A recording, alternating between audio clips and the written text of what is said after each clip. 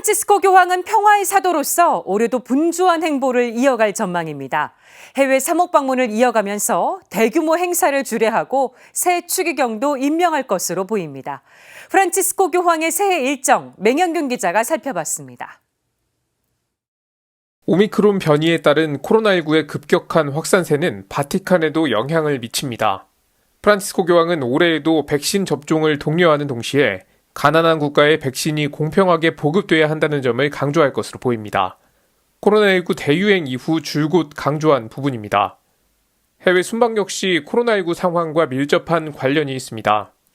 교황은 올해 안에 러시아 정교회 키릴 총대주교와 만날 것으로 보입니다. 장소는 핀란드 또는 카자흐스탄이 유력한데 교황의 사상 첫 러시아 방문 가능성도 배제할 순 없습니다. 여름에는 스페인을 찾을 가능성이 있습니다.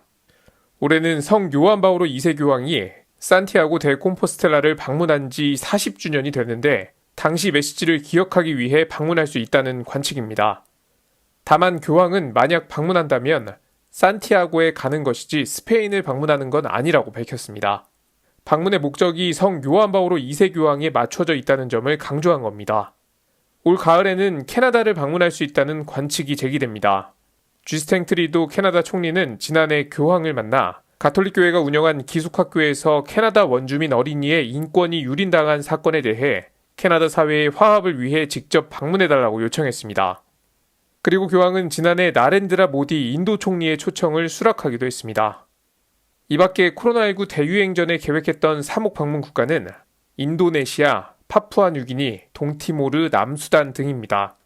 이와 함께 우크라이나의 긴장 완화를 위해 교황이 방문할 수 있다는 관측이 제기됩니다.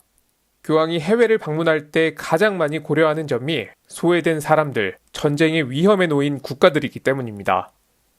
Ci siamo abituati a tal punto che immense tragedie passano ormai sotto silenzio. Rischiamo di non sentire il grido di dolore e di disperazione di tanti nostri fratelli e sorelle. 그리고 2022년 교황의 간절한 소망이 또 있습니다. 코로나19 상황이 나아져 바티칸에서 대규모 행사를 재개하는 겁니다. 특히 바티칸 성 베드로 광장에서 거행되는 대규모 시성식은 2년 7개월째 열리지 못하고 있습니다. 오는 5월 15일 사하라 사막의 은수자로 유명한 복자 샤를드 푸코의 시성식이 예정돼 있는데 성 베드로 광장에서 거행될 것으로 보입니다. 또 교황이 각별한 관심을 갖고 있는 행사로 오는 6월 로마에서 열리는 세계 가정대회가 거론됩니다. 교황청 구조개혁에 대한 작업도 이뤄질 전망입니다.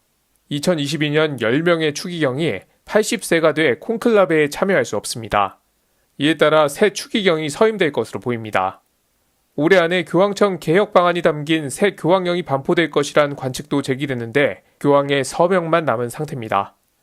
내년에 열리는 시노드를 준비하는 것도 올해 교황청의 주요 과제 가운데 하나입니다. Comunità cristiana, incarniamo lo stile di Dio che cammina nella storia e condivide le vicende dell'umanità? Siamo disposti all'avventura del cammino o, timorosi delle incognite, preferiamo rifugiarci nelle scuse del non serve o del si è sempre fatto così? CPBC 맹현균입니다.